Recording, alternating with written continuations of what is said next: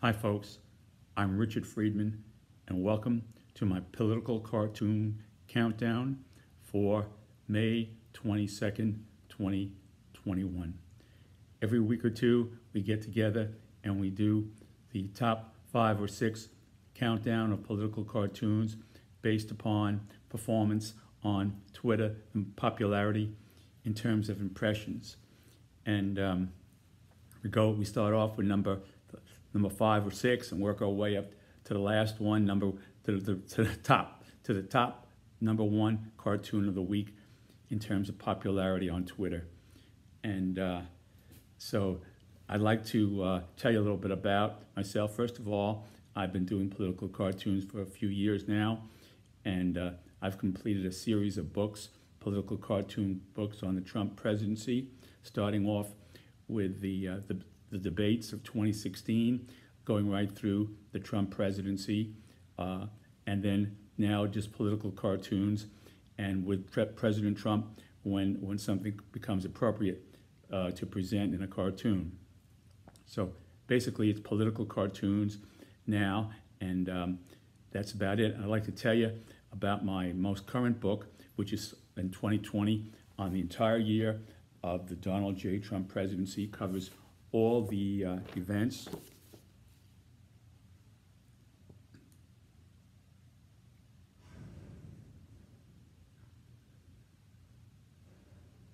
And what I'm going to do, I've decided, is rather than do it randomly, I'm just going to go back a year ago and pick out a date close. This is May 22nd, so I'm going to pick out a date from May in the 20s from 2020 and just reflect on that cartoon, and you can see where we've come from a year ago, just exactly a year ago.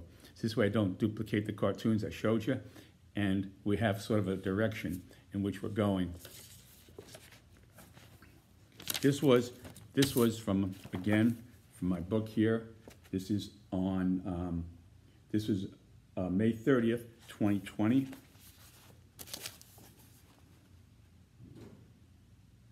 Here's President Trump on the bottom in the Oval Office.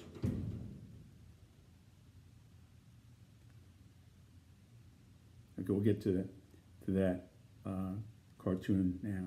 I'll introduce it to you.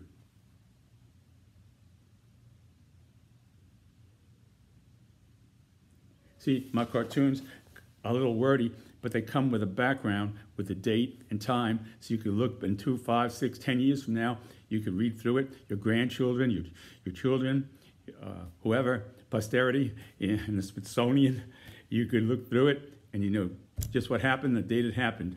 So it's like a time capsule. In that way, my cartoons are unique. I admit it's a little wordy at times, but I try to be, I used to be a teacher, and I guess that's my way of trying to make it complete. So that's my way. So here it is. This was a cartoon from just a year ago, and I'll kind of introduce it to you. Here it is. Okay, Trump. Okay, there he is. And Trump responds on Twitter to violent protests that erupted in Minneapolis, NDC, etc., over the fatal arrest of George Floyd.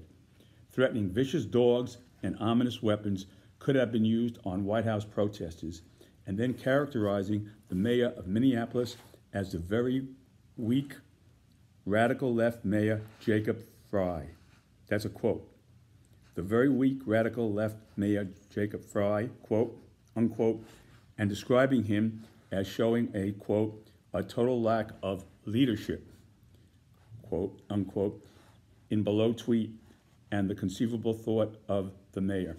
So this would be the conceivable thought of Mayor Frey as he hears this tweet or reads the tweet. Okay, and here's President.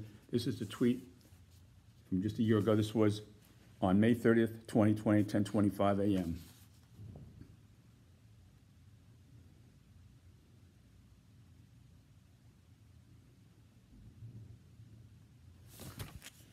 Mayor Jacob Frey of Minneapolis will never be mistaken for the late, great General Douglas MacArthur, or great fighter General George Patton.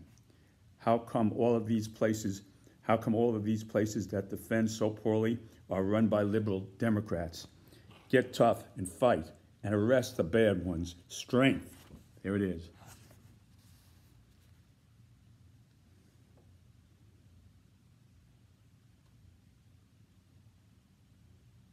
Okay, so here's General Douglas MacArthur. Here's George Patton. George Patton was a tank commander in the Battle of the Bulge. He broke through the Germans to Bastogne. If you're a champion of World War II history, I like to read about that. During World War II, I think it was the Third Army. He drove right across and went right into Bastogne and rescued and defeated the Germans in the Battle of the Bulge. That was George S. Patton, and he was a great tank commander, and that was him. And there was Douglas MacArthur, who said, "I shall return," during the Korean War. You know, Truman fired him for insubordination, but he said what he had to say, and he accepted the consequences of his actions. So he goes down in history as a great general who stuck right to what he had to say and accepted it. You know, he said his quote was, I think he said, "Great generals never die; they just fade away." That's what Douglas MacArthur had said when he retired after Truman had fired him. There was an issue with the. Now we have quite a Korean situation now. So anyway, I'm just giving you some. It's like a footnote in history. And then here's the mayor of Minneapolis, Frey. And here's his picture up here.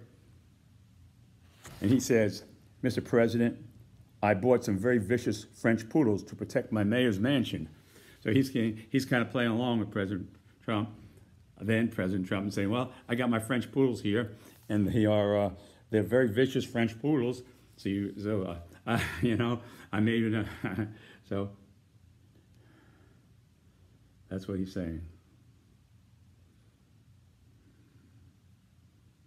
That was Mayor Frey, and the next to him was George Patton, and here is Douglas MacArthur. So he compared these two fighting soldiers to Frey and making him out to be a wimp, basically.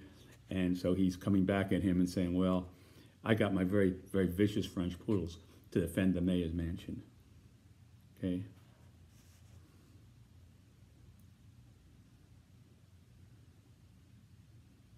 And there was the tweet.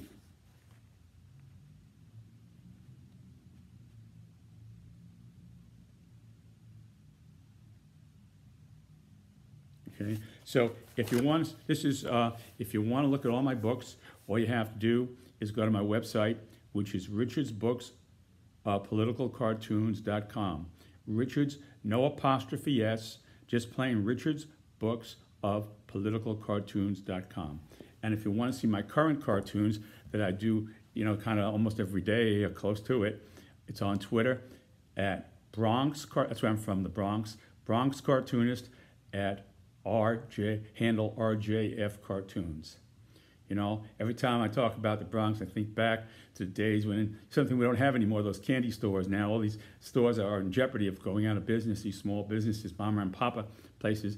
And when they talk about that, I always think about the candy stores that were Mama and Papa owned, where I used to go and have lunch, and all kind. I remember Franks and beans, 55 cents. You got 2 hot dogs, a can of beans, and two white slices of bread and butter for 55 cents. And then you had the jukeboxes there playing all the music, and the kids would dance and everything like that. I remember way back, on Octon Avenue, there was a place called Sid's. All the kids used to hang out in there, and they were selling these Elvis buttons all over the place, and dancing and everything. And it was like a community, it was like a community center.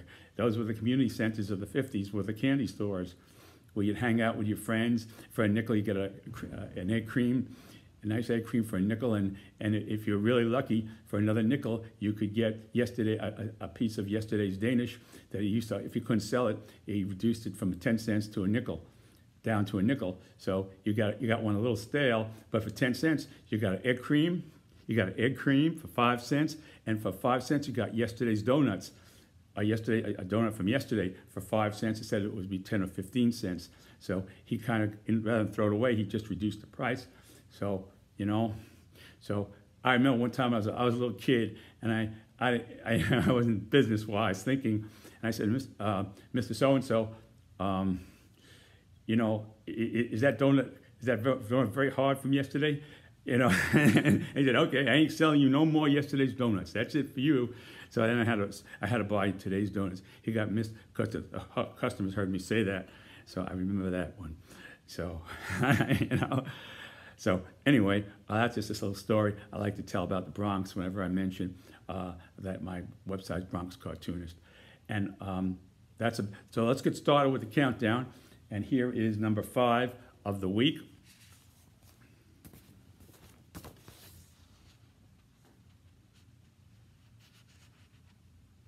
Okay, here's Lindsey Graham getting his second truth serum shot. One truth serum shot was nothing. He needed a second. He's probably going to need a booster too, or maybe a couple of boosters, you know. So anyway, here he is getting his truth serum shot. Lindsey Graham, you see, and he's got his fingers down, so you get an idea what this cartoon is headed to from looking at that. There he is. Okay. So here we go. Senator Lindsey Graham, Republican, South Carolina, gets second sodium pentothal, that's truth serum, shot after telling Sean Hannity on May 18th, 2021, that he would love to see Donald Trump back in the White House, saying, let's start a, quote, draft Trump, unquote, movement. Let's start a draft Trump movement, quote. He's the one guy I think can go to the American people and say, quote, let me finish what I started. What I did worked. That's a quote from Lindsey. Okay, this is what he wrote or said, and this is word for word what he said. So then I kind of put it together how he would say it under the influence of truth serum, a second shot, you know. And here he goes. Yeah, you can see that.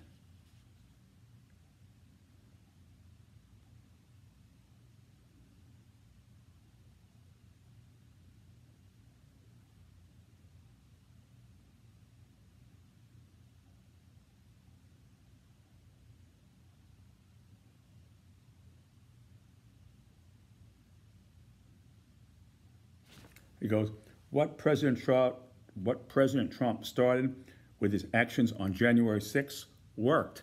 It worked. Can't deny it. It worked.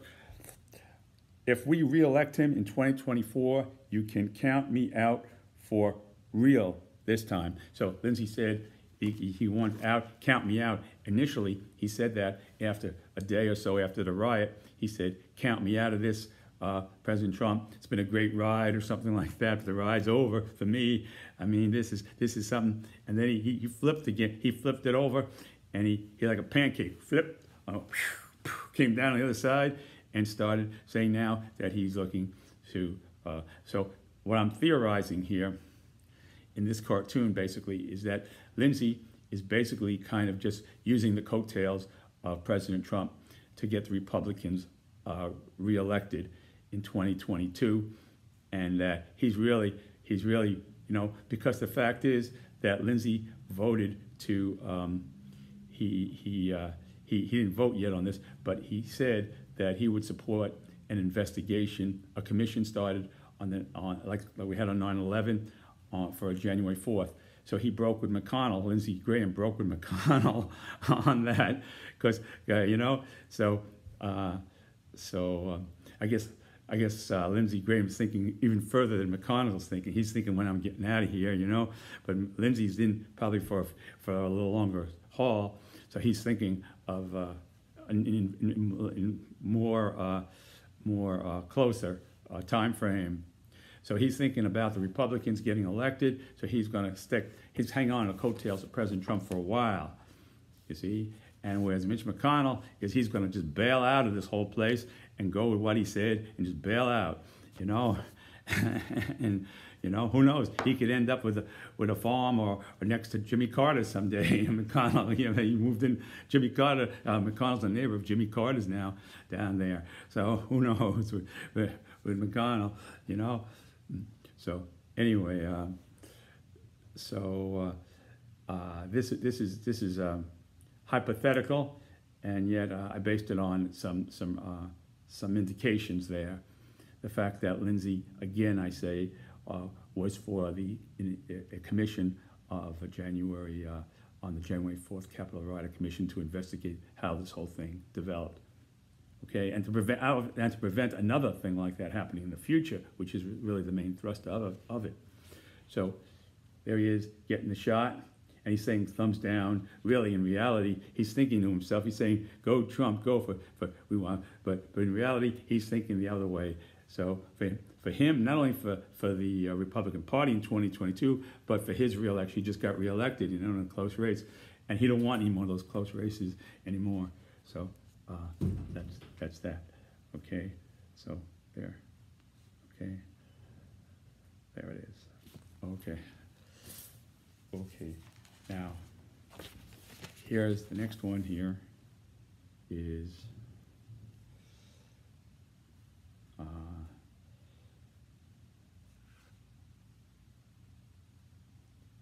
Okay, this is former Attorney General William Barr, and former Trump Attorney William Barr here, and he's on his way over. This goes back to April of 2020.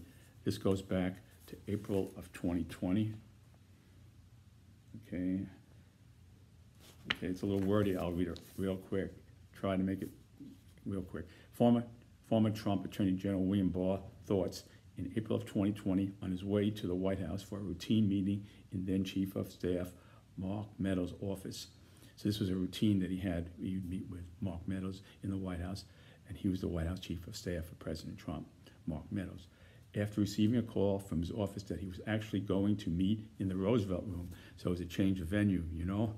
It's just like in The Godfather, you know, and said, we're going here, oh, sorry, we're going another direction, we're going to, you know, and we're, like the time when they were going over to, they're going to have the dinner together, and they said one place, and then they made a U-turn on the George Washington Bridge, and they went back to Louis' restaurant in the Bronx, instead of going over to New Jersey, where they said they were going to have their dinner, instead of New Jersey, in Hoboken, New Jersey, Italian restaurant, they switched the plan, went to Louis in the Bronx.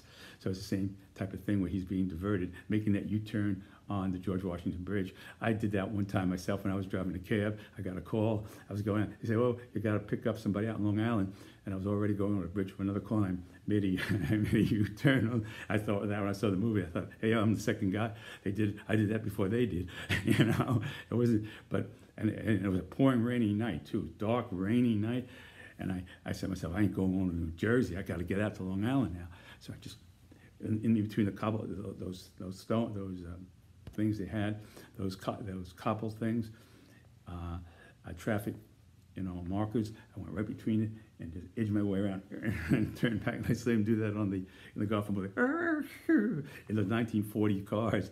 I said, wow. Well, I was driving a Chrysler Coronet in those days. The cab that I was driving, I remember that. Those were good cars. Those were good cars in the 70s, you know, early 70s. Okay, so anyway, getting back to this. Okay, after receiving a call from his office, that he was actually going to meet in the Roosevelt Room. Given the former president the height of his wrath against the FBI Director Christopher Wray, because President Trump was very angry with Christopher Wray, basically because the thrust of his anger was the fact that Wray came out and said they had no evidence that there was any kind of fraud in the election of 2020, and that was a big trigger. So President Trump was pretty heated over that, at Wray for that, and he appointed him. That was another thing. Boom, you know. You know, it's like a Roman story, like a Roman Empire, you know. You know, when their own family members used to, you know. Anyway, whom he appointed wanted him fired. Okay, he had appointed him, and now he wanted him fired. He was saying President Trump was pretty gung-ho on firing Wray. Okay, and he was looking for support to do so. And amid him saying, and then he said, amid him saying, Bill Barr has a chance to be the greatest of all time, but if he wants to be politically correct, he'll just be another guy. That was a quote from President Trump. Bill Barr, this is quoting President Trump, Bill Barr has a chance to be the greatest of all time, but if he wants to be a politically correct, he'll just be another guy. Politically correct implies liberal thinking. Politically correct, that was like the liberal thing back then. You know, when Obama was president, everybody saying political correctness was very important, and so that's the word. I think that's the first time I heard it, politically correct. That doesn't mean doing the right thing. It does what's political etiquette. You know, it's like when you're at the table, you use your knife and a fork, and you do everything right, and you cut your meat and everything. Well, that's like political etiquette. You know, politically correct. You know, so and then here's Barr here, in front of the Justice Department, in front of his Justice Department then, back in April of 2020. There he is. He's thinking to himself.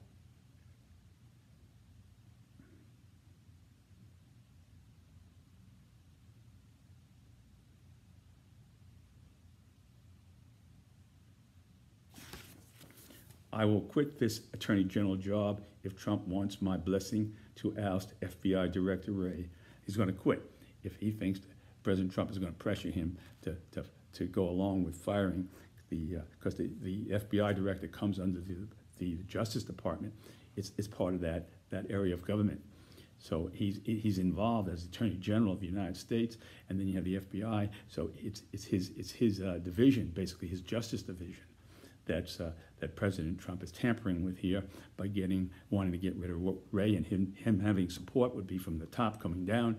So it would be like he would come up and say, well, he really he was a good man, but there's a lot of things I didn't like about him, a lot of questionable things, you know, something like that, you know. So, but he wanted no part of that. Attorney General Barr wanted no part of firing Christopher Wray. He had a good reputation and everything like that, and a great track record. So a lot of people respected him. So that would have been a problem for Barr. You know, a lot of things were not a problem, but this one here would have been a problem, apparently so. So, and then he thinks to himself here. He's thinking, and he says, like I'm the F blank blank blank gonzo muppet puppet of this administration. You know, so he don't want to be no puppet gonzo. Muppet puppet. You know, Gonzo was a puppet on the Muppets that wasn't the brightest one around. So I think he fell in love with a chicken or something like that. I looked it up before I actually did that. So to see the track record of Gonzo on the Muppets, you know, so that was the closest I can get to what he might have, you know, thought. Okay.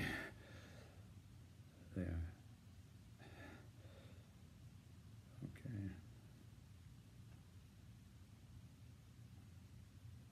All right. Okay, here's our old friend here, Ted Cruz. There he is. This cartoon is a flashback that I did. I put in sometimes the flashback that you do a cartoon and then 3 months later something happens, and it's more appropriate 3 months later than it was when you actually did it. So in some ways, this is more appropriate now than it was back then, since other things have happened here. So I'm throwing this in, and it did do, again, in sequence. It was right up there with the impressions. So even as a flashback. So here's Ted Cruz, and here's Ted Cruz on his plane, when he went down to Cancun, when Texas was underwater and people couldn't get drinking water, and they were starving from food, and he went down to Cancun for a vacation. You know, decided that would be a good time to check out Cancun. So, and then he had second thoughts about it after somebody spotted him on the plane. Yeah, well, I had second thoughts after I got spotted. Well, I didn't say after I got spotted. He said as soon as he sat down in the seat. Well, maybe as soon as he sat down in the seat, somebody said, "Oh, there's Ted Cruz," you know. So it could have been like that. So anyway, here it is. This is a flashback from February 22nd, 2021. Not too long ago. Okay, Senator Ted Cruz, Republican, Texas, said he immediately had, quote, second thoughts as he escaped from a frozen powerless Texas in a plane bound for tropical Cancun. Below Cruz's third thoughts. And here he is. And he says, when I took off from Houston, I immediately had second thoughts. I then fell asleep and dreamed my plane made a U-turn and was forced to turn back to Houston because of these dangerous geese flying over Cancun. You know, so he dreamed up these dangerous geese flying, and they had to turn back to Cancun. I had to turn back from the approach to Cancun. He did get to Cancun, but this is a dream that he's saying that was his third thoughts was in a dream. So the plane turning back from Cancun, followed by the geese are chasing the plane, you know, so he's going back to Texas, going back to Houston, going back to Houston. So that's the song there. So there he is, going back to Houston, the plane from the geese. That's his dream, third thoughts, okay? These geese represented my unconscious third thoughts. All these geese, flying geese for my people of Texas. All these geese for I'm doing this for my people, you know, all these geese for the people of Texas, coming out to get my plane back because the people of Texas need me, you know, kind of thing like that. Okay, going back to Houston. There he goes. So that was Ted Cruz's dream. There's Ted Cruz giving his explanation, a hypothetical explanation, you know, going beyond what he said to what he could have said if he had thought of it. You know? There he is. There's Ted. Thumbs up.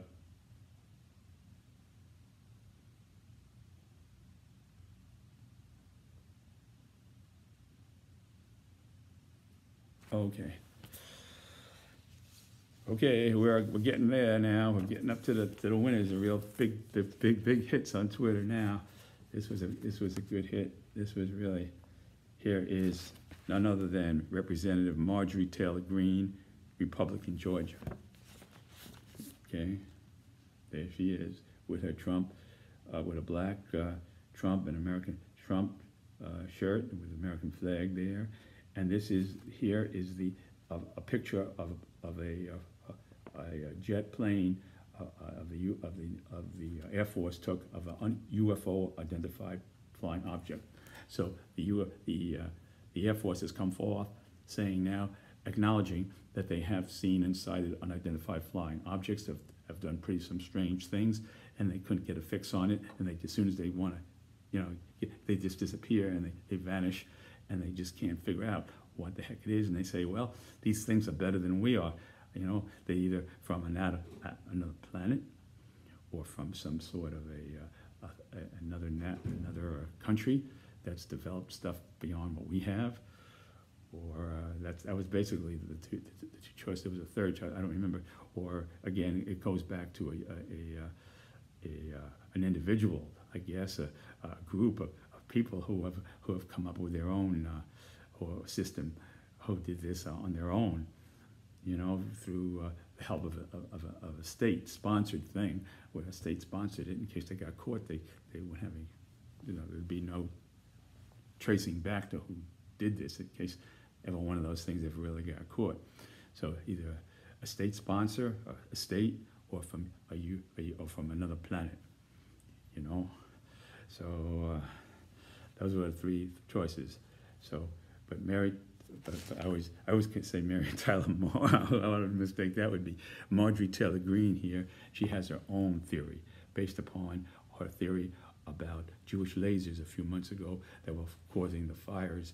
She said that there were Jewish lasers that were causing fires to make room and to clear the land for stations, for train stations in California. And this is their way of demolishing the land to make room for that. This was done by a reputable Jewish, you know, a very successful, established Jewish family was sponsoring these lasers from outer space. So she came up with that theory. So based upon that, I figured, well, she might have a theory about this too, you know, because the Air Force is giving their theory. So here is Marjorie Taylor Greene's theory based upon that.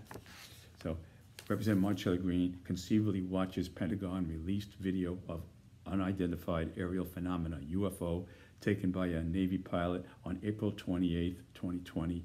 Given in November 2018, the Congresswoman blamed California wildfires on Jewish space lasers caused by solar generators controlled by the Rothschilds.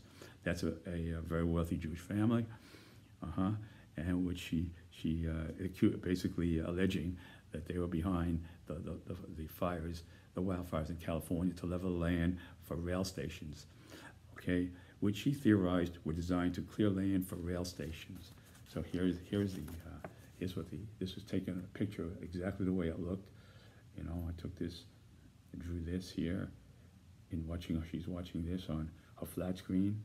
This is what we saw, you know, of the unidentified flying object, photo taken by an Air Force jet. And here she is, Marjorie Taylor Greene.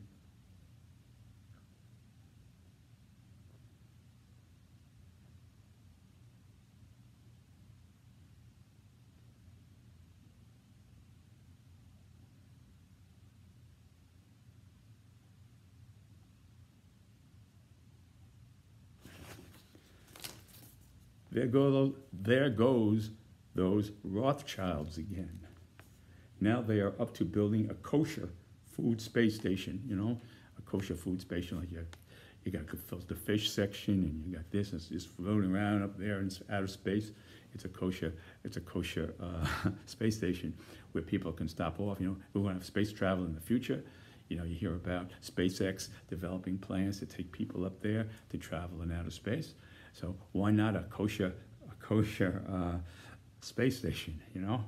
So that people can stop off, and the people who are Jewish can stop off, or maybe anybody who likes kosher food, have some stuffed cabbage, or some chopped liver, or whatever it is, you know, a glass of Manischewitz wine, you know, whatever you want to have, you know.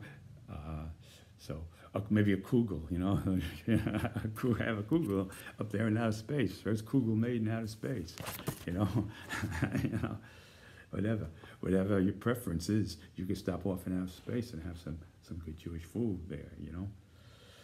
Okay, so here goes.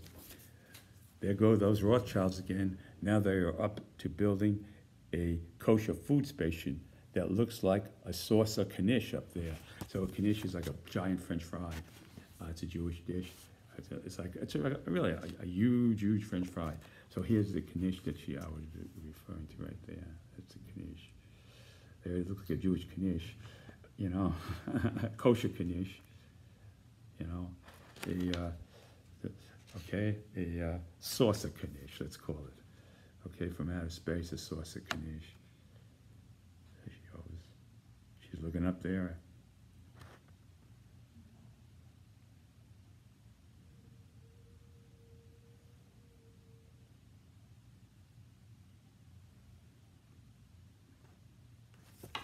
Okay, there.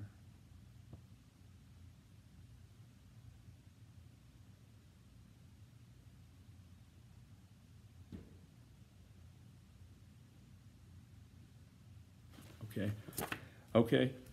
El número uno de la semana, number one of the week. Okay, I wrote myself some notes here. Okay, this is a Trump-McCarthy flashback.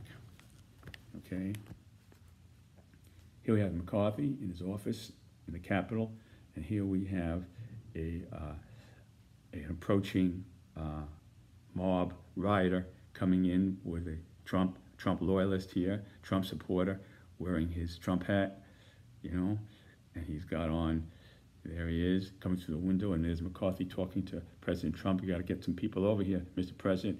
We need your help here. Here he is in his office. He was the speaker then, so there's his gavel there on the desk. There's his gavel, and there that's his water, Zephyr Hills water. There's his Zephyr Hills bottle of water. That's his Zephyr Hills, and there's his gavel. See that Zephyr Hills, the gavel, the American flag. There he is. There's his desk. There's his desk and the drapings in his office, and there is a rider, a Trump supporter rioting, coming through the window on him. He says, "They're at my window, Mr. President. You got to help us. You got to help us. We need your help now. They're coming in all over the place." You know, he's at the Capitol during that day, January 4th, and he's there. See? So here's again. Okay, now here's the essence of why I did this flashback. A Trump-McCarthy flashback. Given House Minority Leader Kevin McCarthy has said he won't back a deal on legislation to form a bipartisan commission to investigate. Sorry, January 6th. I said January 4th. It was the January 6th. It was January 6th attack on the U.S. Capitol. Basically writing, political violence is also a factor. So he's saying here that he was there. He was in the midst of it. And now he's saying he don't want no investigation done on what the origins and how to prevent a future attack in days ahead and years ahead on this country like that. So here we are, the most powerful country in the world, and the place is ransacked like that. And what does that say to the world if the United States isn't going to investigate a thing like that? Let alone the people who did it and the individuals and the groups who are supporting this thing. What does it say to the world? That America won't invest, won't secure its own capital? What does it say to our allies who want our support? What does it say to the reputation of our country that we can't get the support of our own Congress where it happened to unite as one nation and try to get an understanding and a clarity of what happened here? You know, the only people who are happy this are the true enemies of America. Say, well, what the hell? Now their allies know that they can't really. If America can't depend on itself, how could it defend its allies? You know, I mean. So anyway, I just thought in my own mind about it, and I said McCarthy was there. You know, it's just like a general. You know, I don't want to do this cartoon, so I just kind of made up the story. I'm going to tell it to you now. It's like this general, big, you know, he was a Navy, an admiral, let's say an admiral in the Navy, big admiral. I'd call him Admiral Wimp. Admiral Wimp was at Pearl Harbor when on December 6th, 1941, December 6th, the day will live for infamy. President Roosevelt said that. January 6, 1941, day that will live for infamy. Well, this is another day that will live in infamy. But the thing is here is that instead of getting that kind of reaction, we get in a reaction where they're passing the buck and saying, well, it was Antifa, it was this, that, or it wasn't Trump supporters, there's a lot of other things we have to deal with. You know, it wasn't really, it was a lot of people who were just trying to make Trump, the president, look bad. These Antifa is an anti-fascist, people who are anti-fascists who formed the group, and they're just trying to make the president look bad and this and that, and all these other groups. So the thing here is I made up this thing that, let's just say there was an Admiral Wimp who was there during when the Japs bombed Pearl Harbor. Holy smokes, there's the Japanese, and he's up there, and maybe he jumped off the Arizona before it sunk or something like that, and he swam away, and he survived, you know, and he survived, and then he comes out with a statement and says, well, look, I had my binoculars on, and I think some of those planes that came over Pearl Harbor and dropped those bombs, I think they were really American Yankees. You know, I saw one guy had a Yankee hat on, and he was driving those Japanese Zeros planes, and he had a Yankee hat on, and I think that was the Americans who wanted to get us into the war, and they did this, and they purposely did this, staged this attack on Pearl Harbor. It's the same type of thing, you know. That's kind of Admiral Wimp, you know. Oh, I see. I see that those planes, those Zero. I see those Japanese planes, all right. But there's a guy up there. He's got a Yankee hat on, you know, a Yankee baseball hat on. It looks like I can't fool me, you know. So that's a kind of thing. So I won't do that cartoon. I'm just kind of telling you what I was thinking anyway. So here it is. Here's the cartoon that this is a flashback, but a relevant flashback, and it did very top. A lot of people really I think about 400 people, and that's a lot, really, on the impressions. So here it is. Here's the cartoon, and here's how it went. Mr. President, this is Kevin McCarthy, then the House leader, Majority Leader of the House. Mr. President, you have got to call off this mob. I beg you to intervene. And he says, I can't do that because it is made up of, this is President Trump. Here's President Trump.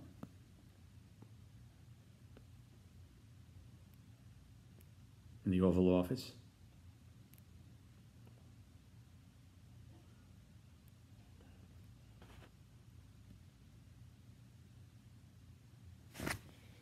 I can't do that because it is made up of left-wing extremists from Antifa.